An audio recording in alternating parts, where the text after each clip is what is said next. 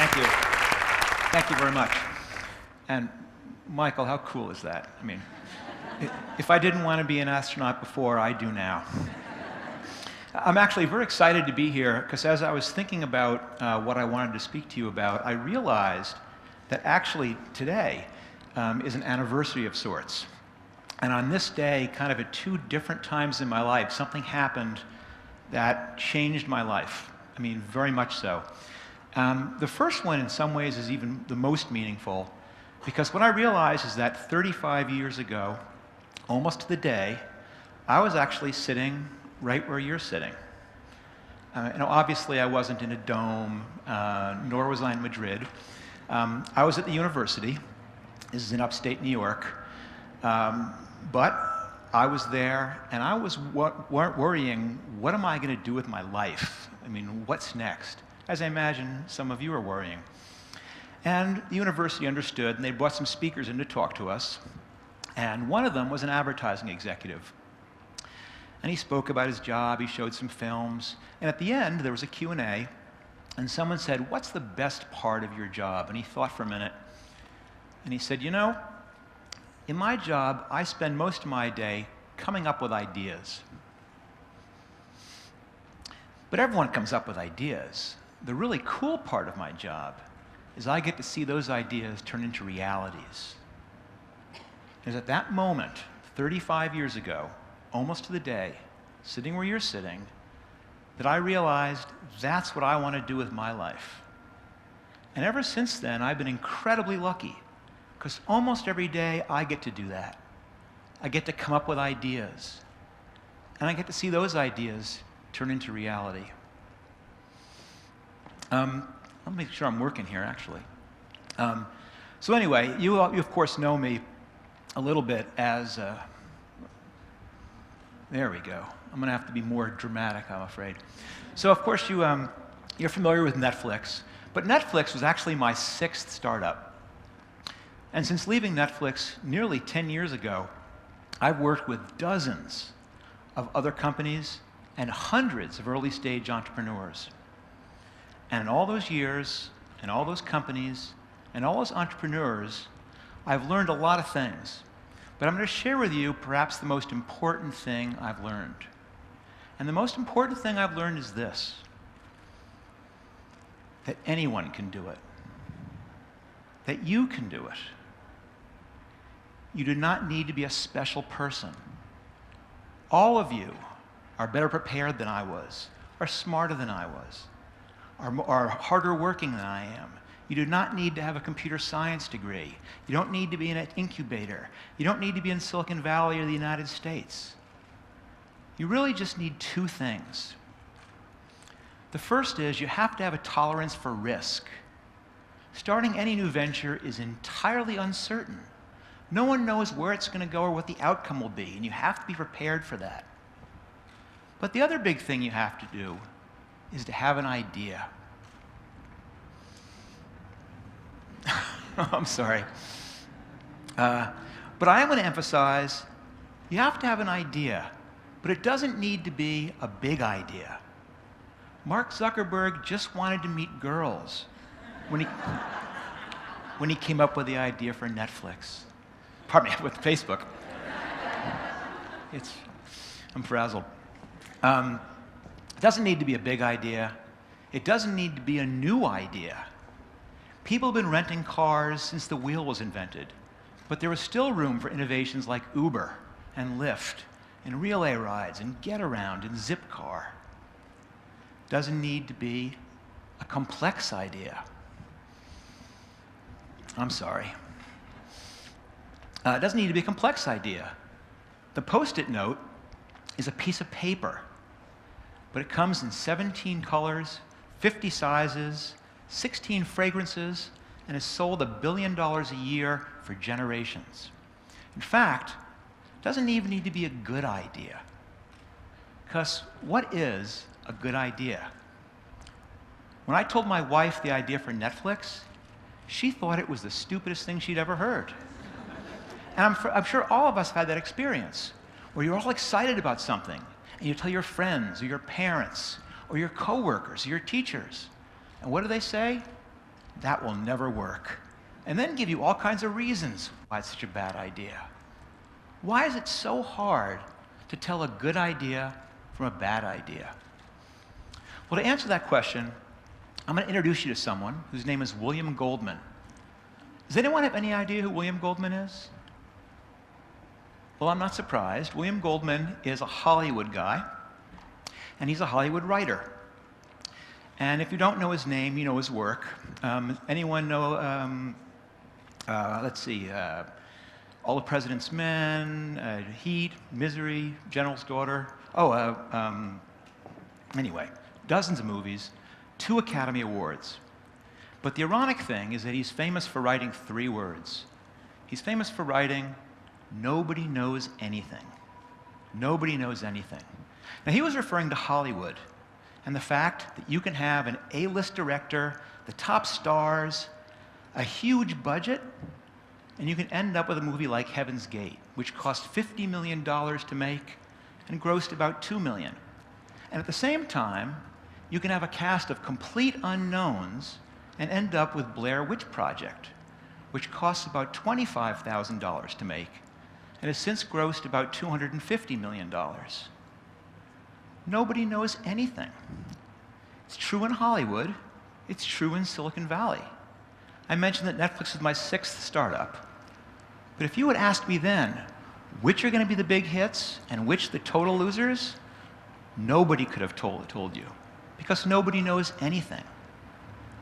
You heard that I was a bit of an angel investor, and the rule of thumb there is you make 10 investments, 7 of them you lose all your money, 2 maybe they break even, and hopefully you have 1 that pays off enough to cover the rest.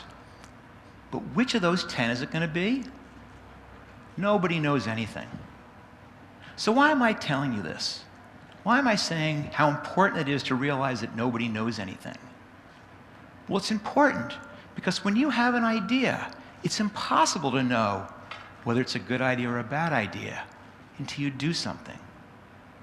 You have to take a risk and try it. Make something, build something, start something.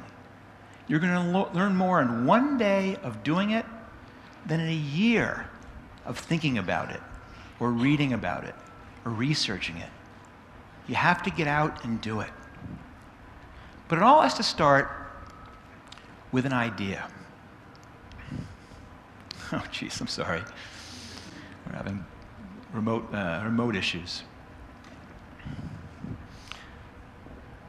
I might just bag it and go ahead without it.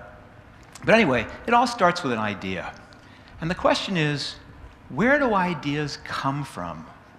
How do we think up ideas? Some people think that ideas just spring out of nowhere in some kind of mythical Eureka moment. But it's not true. You have to look for ideas. You have to look for things that cause you pain. You have to look for new business models that can be applied, new technologies, new areas where no one else is going. Netflix, for example, did not spring from some momentary aha in a video store over a late fee on a movie. We were absolutely looking for that idea. It was buried in a huge pile of bad ideas, and we did not find it at a video store. We actually found it while carpooling. So the story actually begins nearly 20 years ago when 2 co-founders and I had a small software company that was acquired by a medium-sized software company. And that was a company that happened to be founded by a guy named Reed Hastings. So I went to work with Reed, and 6 months later, our medium-sized software company was acquired by an even bigger software company. And then something great happened. Reed and I were both fired. And this was the great kind of thing because it happened in that Silicon Valley way, where they say, Mark, you're out of a job, but not so fast, young man. We want you to stick around for, let's say, 6 months. You all have nothing to do. We just want to have you be there in case any questions come up. And we'll pay you. And then once we're done, we'll pay you for another year just for sticking around. So I said, this is great. And so for 6 months, I got to come to work every day. I had a big office, I had a fast internet connection, telephone, a conference table, big whiteboard, big box of markers. and nothing to do. And I said, this is perfect, I'm going to start another company. Now Reed, he was also out of a job, but he was going to actually go back and get his doctorate in education and then become a philanthropist and try and change the education world. But he wanted to stay in tech a little bit, and he said, how about this? We'll come up with an idea together, I'll fund it, you start it, and we're all happy. And so we did. And the way it worked is this. Every morning, Reed would pick me up at my house in Santa Cruz, and together we'd make the commute from Santa Cruz to where the office was in Sunnyvale, over the hills in Silicon Valley. And on the way there, we'd brainstorm ideas. We'd look at things that were causing pain, we'd look at new business models, new technologies, unexplored areas, and come up with a handful of ideas. And I'd go into my big office with my fast connection and my whiteboard, my telephone and my conference table, my markers, and I'd work through them all. And at the end of the day, we'd get back in the car, drive back to Santa Cruz, and debrief what we'd learned. And so exploring idea after idea after idea, we learned something interesting. We learned that the half-life of an idea is about 24 hours. And for those of you who aren't physicists, what it means to say the half-life of an idea is 24 hours means that if you start off on Monday with 16 bright and shiny new ideas, all full of promise, well, by Tuesday, and a day of research, you've only got 8 left. By Wednesday, maybe you have 4. By Thursday, if you're lucky, there's 2. And perhaps on Friday, you'll have 1 idea left. Now, I'll point out that this idea, one of the ideas we had that actually got rejected was, let's do video rental by mail. But at the time, that was one of the ones that went into the heap. Because back then, as you may recall, videos came on big cassettes like so. Didn't work. But then, we found out about a new technology called a DVD, which could hold an entire movie on a piece of plastic this big. And we said, this might actually change things for us. So instead of going to work one day, we turned around, drove to Santa Cruz, and we went to a record store and bought a CD, went next door to a stationery store, bought a small gift envelope, put the CD into the envelope, addressed it to Reed's house, walked up the steps to Santa Cruz post office and dropped it in the slot. And the day after next, when Reed picked me up in the morning, he didn't have to say anything. He just held up the envelope, and there it was. Unbroken, 1-day delivery, first-class stamp. And it's at that moment we said, aha, this might work. From there, I went into a whole different phase. Now I was trying to validate this idea. So every day in this office, I was going in and researching, how many DVDs are there? What do they cost? What does it cost to ship them? How many DVD players have been sold? How much will it cost for us to build a website? And I did this over and over and over, and I eventually got to this point I couldn't tell if it was going to be a good idea. That this wasn't enough to learn.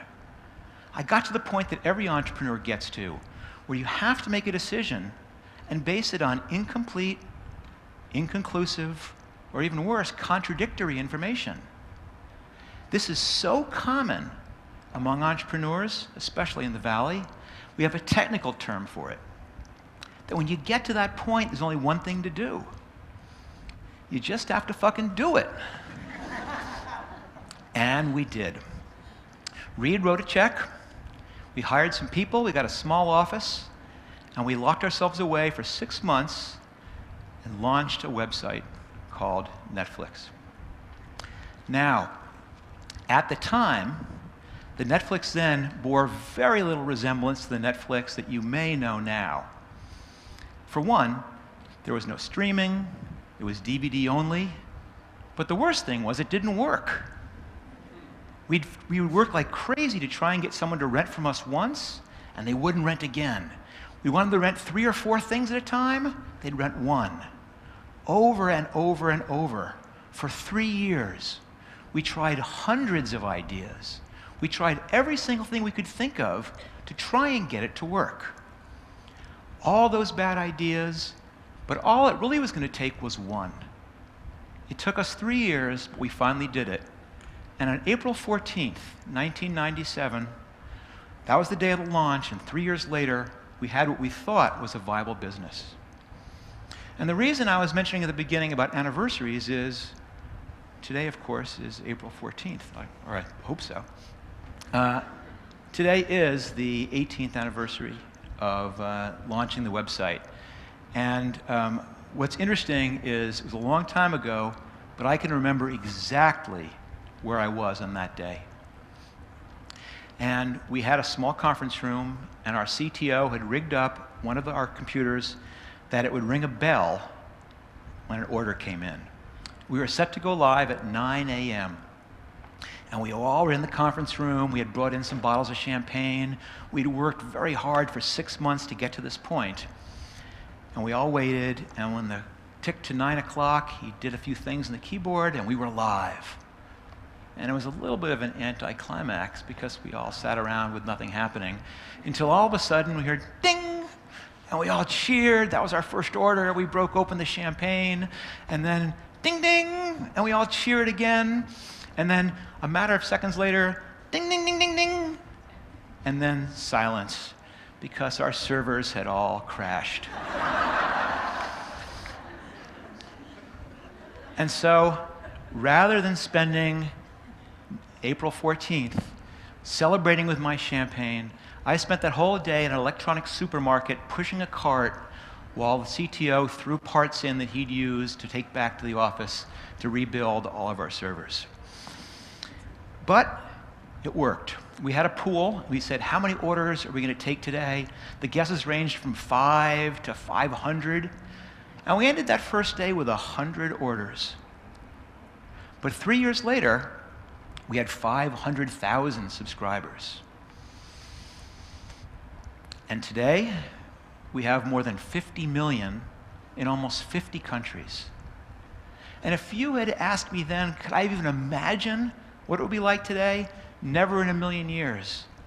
Sitting in that little office, it's impossible to conceive this crazy idea we had would actually work and become the company that Netflix is. And people say, gosh, you must be so proud of Netflix. And it's true, I am proud of Netflix. But to be honest, I'm really not sure what I should be proud of. Am I proud that I was smart? Well, not really, because as I told you, 99 of 100 of my ideas were bad ones. Is it because I was persistent? Well, I'll certainly say I was persistent. I kept on pushing and pushing and pushing for 3 years and hundreds of bad ideas, trying to make things go. Someone else I want to introduce you to is a woman named Mary Pickford, another Hollywood name. Mary Pickford was a rags-to-riches actress at the beginning of the 20th century who in 1909 was in 51 movies in a single year, almost one a week. But the reason that I put Mary Pickford up here is because Mary Pickford wrote, this thing that we call failure is not the falling down, it's the staying down. And I so believe that. And I gotta say, it's very hard to keep me down.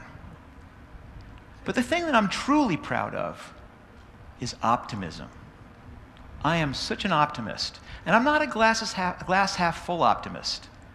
I'm a glass overflowing optimist. We've referred to my spotty career as an angel investor, and it's true. I'm a terrible angel investor. And the reason is simple. I like every idea that I hear. And I shouldn't. I'm smart enough to recognize patterns, see flaws, but I'll be sitting in the conference room and I'm listening, and before I even know it, I'm leaning back in the chair, and then I grab that marker and I'm at the whiteboard and I'm going, this just might work. I just want things to succeed. So earlier today, when I said there was 2 things you needed, I wasn't telling the truth. You need 3 things. Yes, you need tolerance for risk, and yes, you need an idea. But the most important thing you need is to believe in yourself. Starting a company is hard, it's lonely, it's scary. Everyone tells you it doesn't work. And the only way to make it happen is to persist because you believe that you can make this happen where no one else could. So I'm going to close today by introducing you to one last person. His name is Nolan Bushnell. And Nolan Bushnell, maybe some know that name, he's actually the father of the video game industry. He was the founder of a company called Atari. Has founded 20 other companies since then. But what Nolan Bushnell said was that anyone who's taken a shower has had an idea. But it's the person who gets out of the shower, towels off, and does something that makes a difference. So, whether you're just starting out thinking about business school, whether you're in it now, whether you're many years past, if you have that idea, don't have that be the end of it. Try and make something happen. And if everyone else in your life is telling you how bad an idea it is, well, you can always send me a note because you know that I will believe in it. Thank you very much.